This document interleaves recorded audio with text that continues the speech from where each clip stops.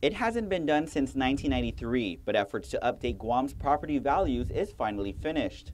And recently we just mailed out roughly about 45,000 billings to off-island and mainly Guam, and roughly about 9,000 to 10,000 to most of the banks that are under mortgage. So uh, people now are property owners now are beginning to come in and basically pay those increase.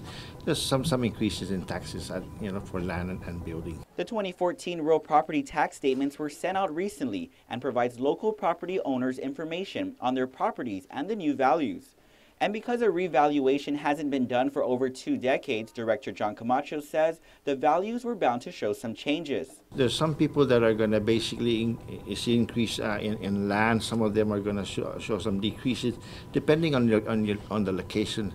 Some of the soft may see a little decrease in the land value, but majority of it is increase in certain areas. In early January, DRT put a call out for property owners to apply for home tax exemptions or senior citizen tax credits to refrain from seeing any increases. However, Camacho says as of today, 654 people have filed appeals contesting the new property values. Most of them will probably see that the values are too high, and because when the values go too high, the taxes increase.